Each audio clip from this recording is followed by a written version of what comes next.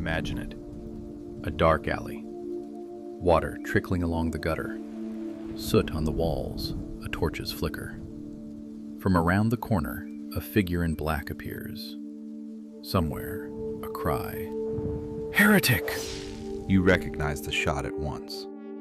This is the grimy Middle Ages. A world without color, without reason, without hope. But what if this isn't history at all, but the most successful fake in our culture? Because behind that image stands not the past, but our own need to feel brighter. Call an era dark, and our day automatically shines. Simple? Yes. True? Not at all. In reality, the Middle Ages aren't a gray blur. They're 1,000 years, hundreds of regions, dozens of languages, millions of lives. And each of them is more complicated than any cliché. So where did the myth come from? It began with one man, Francesco Petrarch. A 14th century poet in love with antiquity, he cast himself into the shadow between two pillars of light. Behind him, Rome and Greece. Ahead, the coming Renaissance. And in the middle, himself and the filthy Dark Ages. It wasn't a historical judgment, but a rhetorical device. To exalt the new, you must belittle the old. Later, the humanists turned this metaphor into a method. Antiquity as a golden source, the Renaissance as a restoration of radiance, and everything in between, just a void. But that scheme had no room for what was actually happening in Europe. For contracts, notarial registers, city charters, trade routes, the price of bread, fair schedules. The humanists wanted contrast, not truth. Then the Protestants took up the image as a weapon. The church is corrupt, the Middle Ages are to blame. Clerical licentiousness, monastic avarice, everything became proof of darkness. And when the quarrel subsided, the myth remained, an easy label. The Enlightenment cemented it, an age of faith versus an age of reason. And soon, Gothic sounded like an insult, as though cathedrals were not marvels of engineering, but barbarian traps. But let's look through the eyes of the sources. What do we see there? Not darkness, but fireflies of practical reason. Bathhouses and soap in every town. Fines for dumping slops. Universities where the Earth's spherical shape was discussed. Courts with advocates and written records. Archives noting grain prices and the names of newborns. The myth lives on because it is convenient. It flatters us. We are the light, they are the dark. It economizes thought, one word instead of 1,000 facts. It delivers emotion. Fear and disgust stick better in memory than a list of legal statutes. But convenience is a poor substitute for truth. The Middle Ages are not a prison of reason. They are the foundation of our world. Here were born the university as a corporation of learning, law as a culture of procedure, the city as a civic body, trade as a network of trust. Yes, there were wars, plague, cruelty, but there were also solutions that worked. Contracts instead of violence, paper instead of shouting, form instead of chaos. And one more thing, an honest admission. We often call medieval not the 12th century, but our own weariness, with religion, with bureaucracy, with slow but necessary procedures. We project our fears onto the past and end up with a counterfeit picture to which any label can be attached. To see the true picture and to know ourselves, let's look back and see the past in its entirety. So in this film, we will neither idealize nor demonize. We will look closely, set myth beside fact, and ask, What if it was all different? When the bell rings in the finale, it will sound not like the thunder of the Dark Ages, but like an ordinary sound of the city, the everyday music of a world that was as real as we are. Imagine a peasant farmyard in May. The sun is already high. On a line strung between the apple trees, the laundry is drying.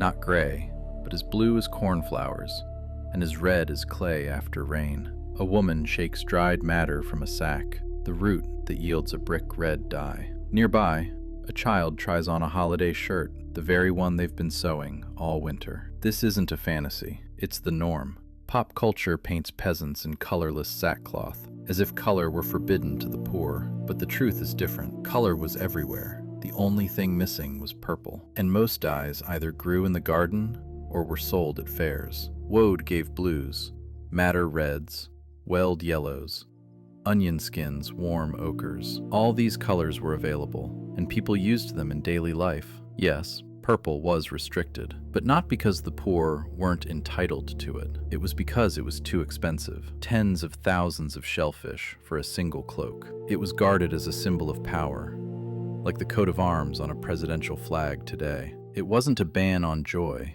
but a rule of status. Now let's see what was on the table. Forget rotten meat masked by spices. That's a myth born of economic ignorance. Spices, pepper, cloves, saffron, cost more than the meat itself. They weren't used to save spoiled food. They were added to fresh dishes to say, I can afford this. A poor man didn't hide rot with pepper. He dried, salted, and smoked. He cooked a stew to last a day or two, and his diet was simple yet varied. Porridges of barley and oats, peas and lentils, cabbage and turnips, cheese from summer milk, fish, dried or salted. Meat appeared rarely, not as an anomaly, but as a seasonal event. In autumn, after the harvest, when livestock were slaughtered. And drink? Yes, they drank beer, but not instead of water, alongside it. Water remained the main beverage. It was drawn from wells, springs, rivers, and protected as a resource. Towns punished the fouling of wells. Where water was questionable, they brewed small beer, low in alcohol, not for intoxication, but as a caloric safety net. It was thick, a bit sour, quick to go off, and even children drank it, diluted with water. Now, hygiene. Washing wasn't a luxury. Bathhouses stood in every town. Bath day was routine. A Latin saying of the time went, venari, ludere, lavare, bibere.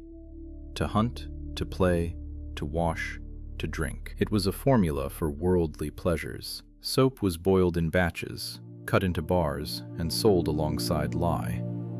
Laundry was washed regularly, boiled in a cauldron, spread on the grass, where the sun served as a natural bleach. Yes, a house smelled of smoke, sourdough, animals.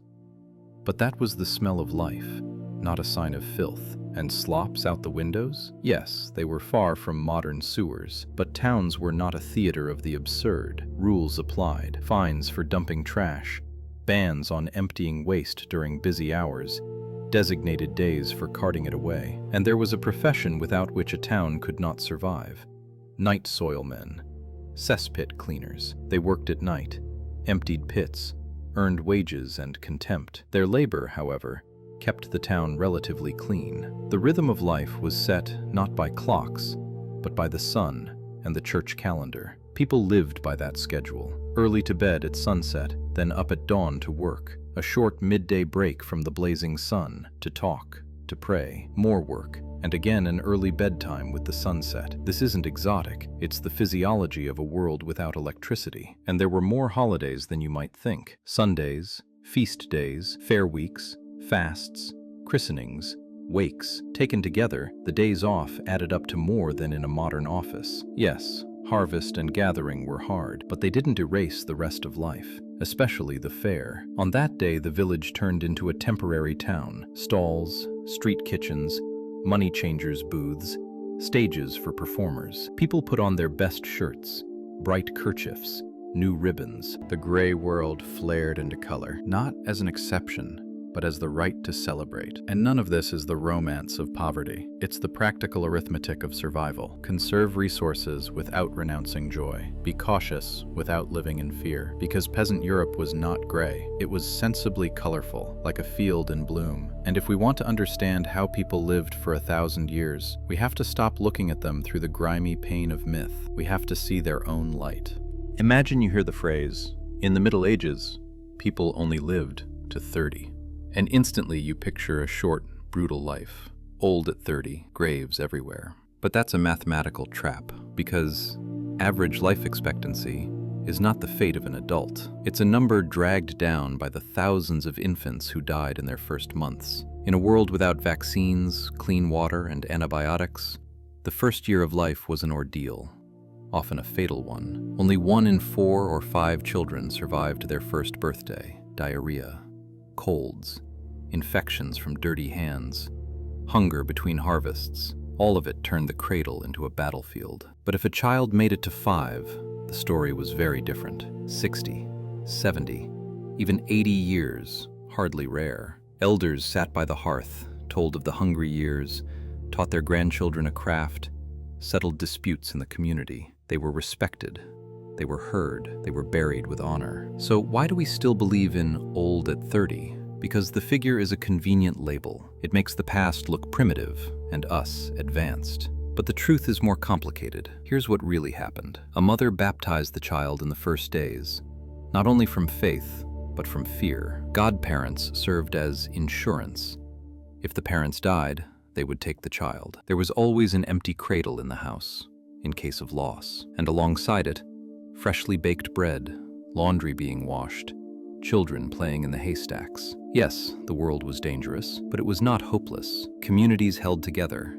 Neighbors helped at births. Towns introduced cleanliness rules. Monasteries received foundlings through wheels, special hatches in the wall where a baby could be left anonymously, but alive. This isn't romanticism.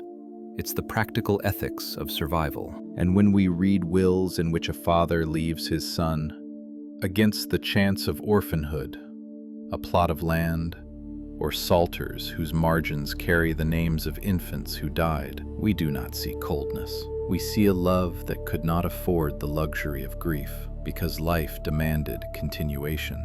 Women bore many children, not from folly, but calculation. In a world without pensions or social insurance, children were the only guarantee of old age. Yes, many died, but those who survived became the supports of family, community, household, and marriage, not at 12, as the dramas show, more often later.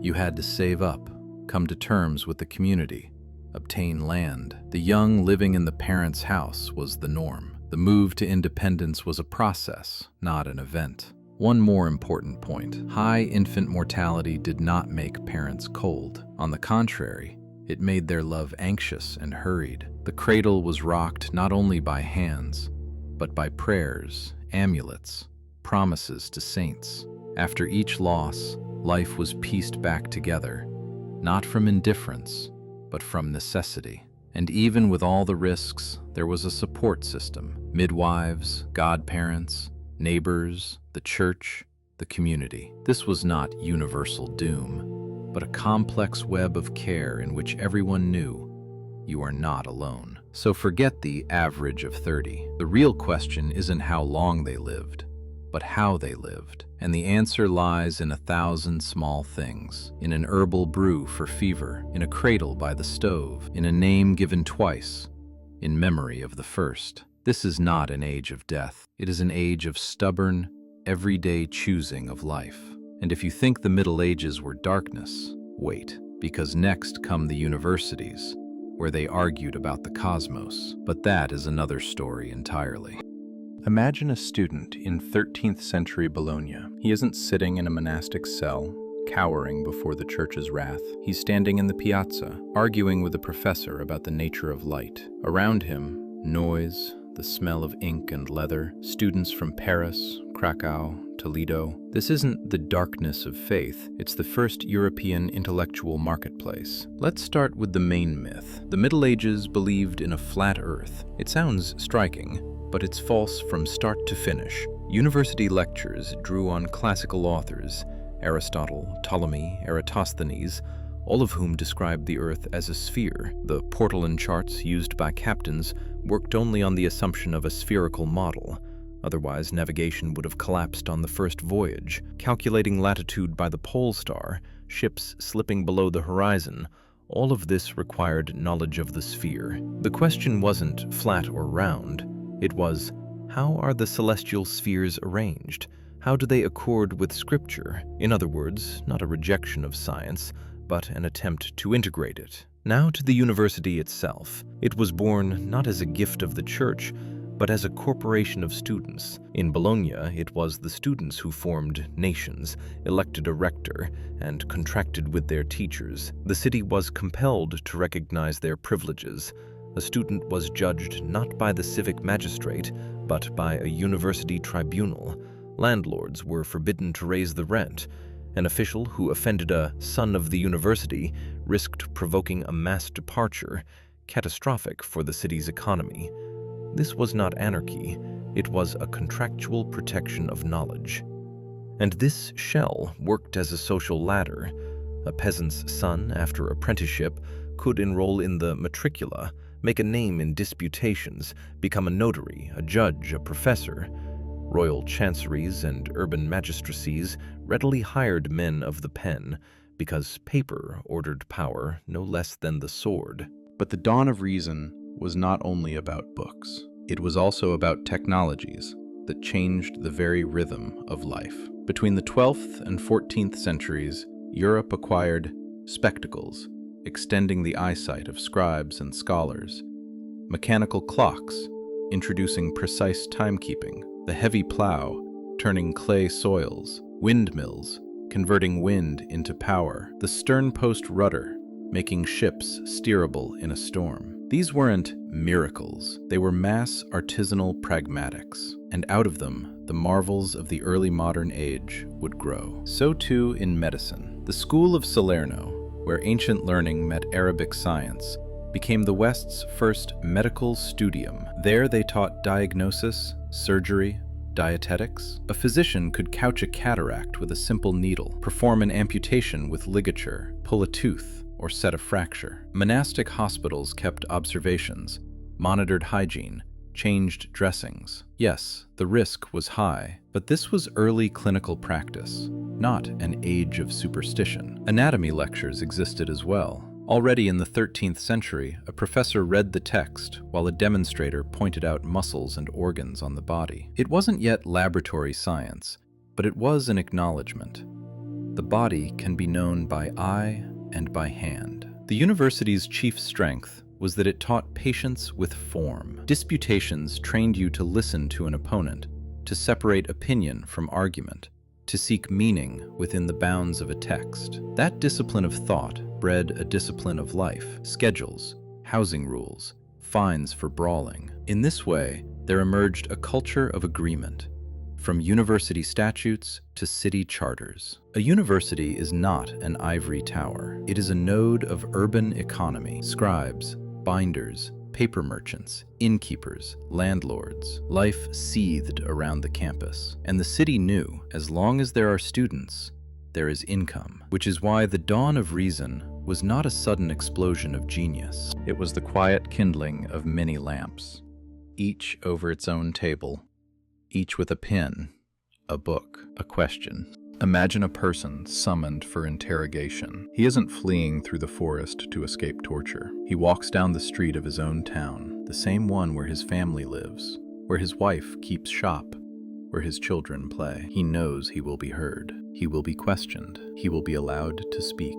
And only if he refuses to acknowledge what the witnesses attest will the next stage begin. This is not a justification. It is the reality of medieval judicial procedure. For the Inquisition, contrary to the myth, was not a factory of pyres, but a bureaucratic machine with regulations. Investigators gathered complaints. They declared a term of grace, a period during which one could confess voluntarily and avoid punishment. They questioned witnesses. They kept records. The accused could have an advocate.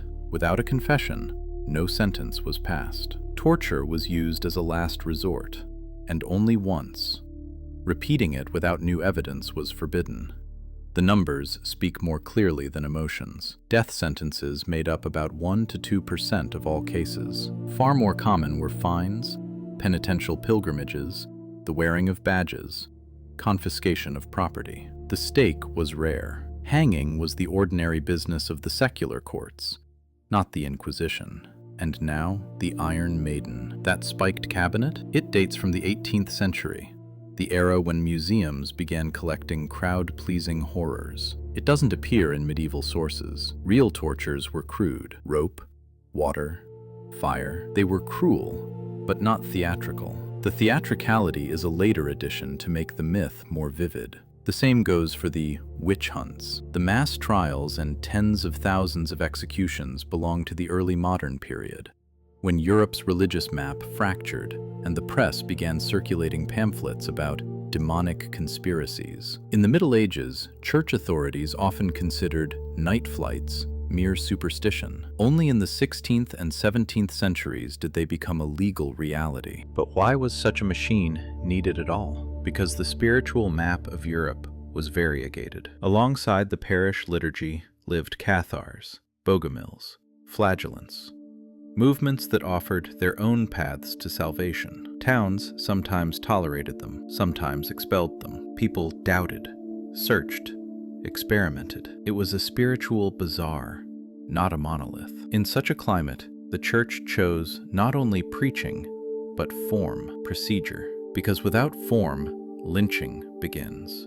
And form, even a harsh one, provides predictability. That is precisely why we have the transcripts, in which the voices of artisans, widows, apprentices, students can be heard, those usually inaudible in history. These papers are not an apology for repression. They are an archive of human lives, where you can see fear, calculation, neighborly envy, sincere error, the attempt to survive. Yes, the system was harsh, but it was a system, not chaos. And one more important point. Geography differed. Where trade was strong, the authorities guarded their reputation and avoided extremes. Where the authorities feared revolt, sentences were harsher. To speak of a single inquisition is to erase differences that were crucial.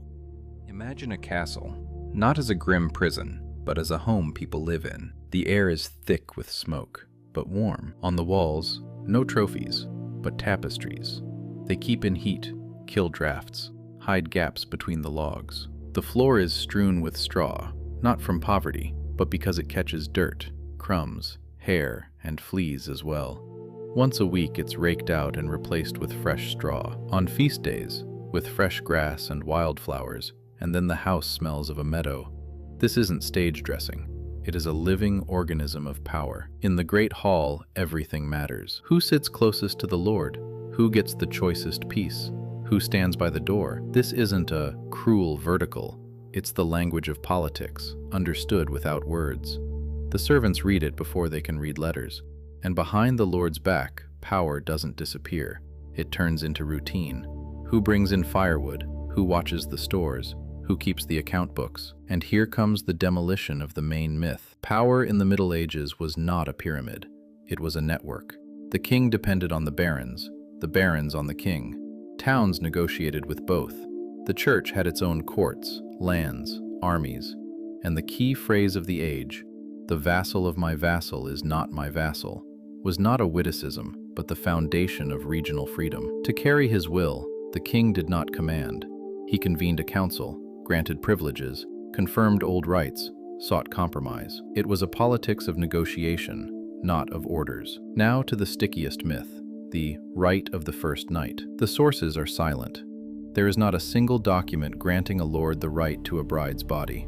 What we do find are marriage dues, redemption payments, merchet, the fee a dependent girl paid for the right to marry. These were money, not violence. So what bred the legend? Popular satire, folkloric jibes, later retellings, settings where power is easily accused of the worst. But the difference is crucial. To levy a tax is vile, but it is not legalized assault. The same with the chastity belt. An iron cage on a wife's body, technically absurd. Metal chafes the skin, causes sores, sepsis. Within a week, death.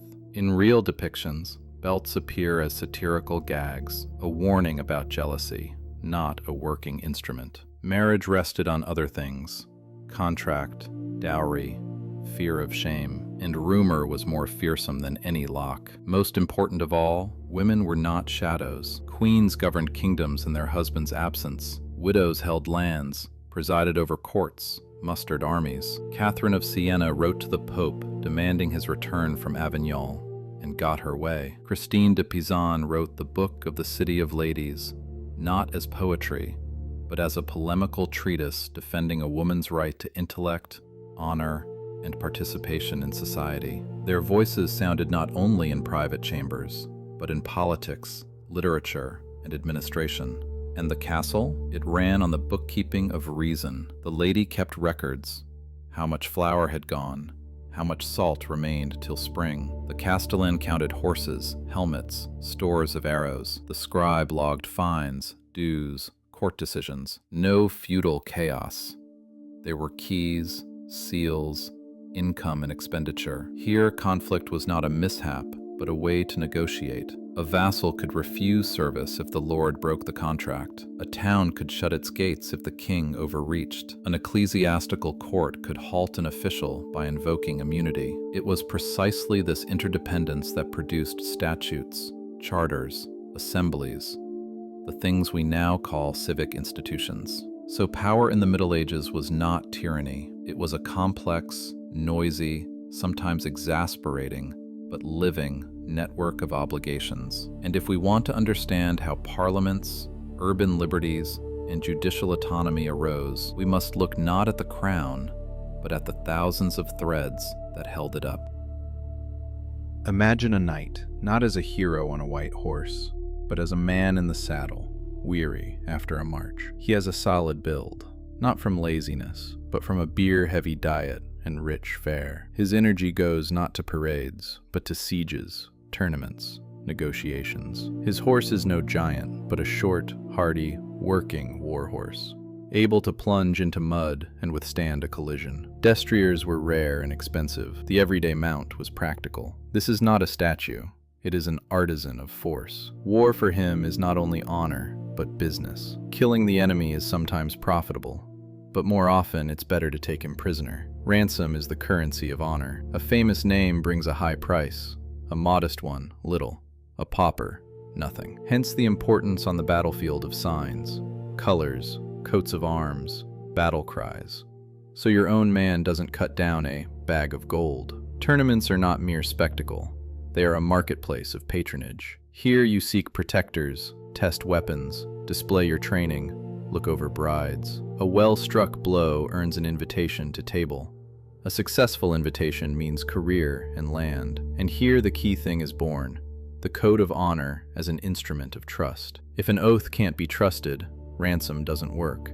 If a truce can't be trusted, sieges never end. If a herald can't be respected, you can't deliver a letter proposing peace. The Church's Peace of God initiatives were not a dream. They gradually worked their way into practice. Don't harm peasants at harvest. Don't plunder during Lent. Don't break church doors. These norms were violated, but they lived, and violations had to be justified. And now, the Crusades. Yes, there was violence, hunger, thirst, disgrace. But under the banner of liberating the Holy Sepulchre marched different people, some for salvation, others for land, others for glory, still others for debt relief.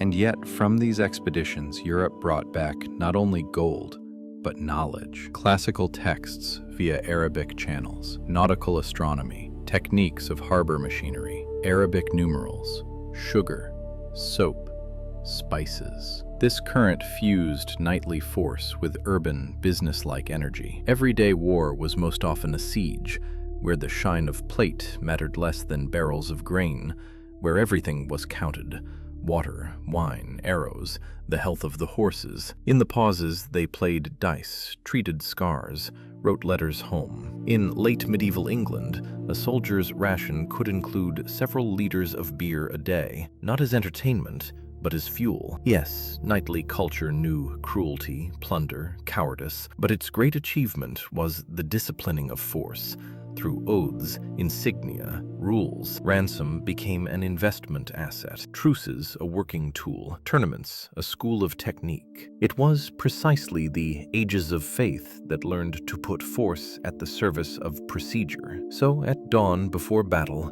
knighthood looks less like a heroic painting than like a guild. Someone checks the girths, someone straps the shield, the chaplain hears confession, the smith trues the sword's edge, a bell is hauled on a cart. Each does his part, so the common effort doesn't fall apart. And in this lies the dawn of reason,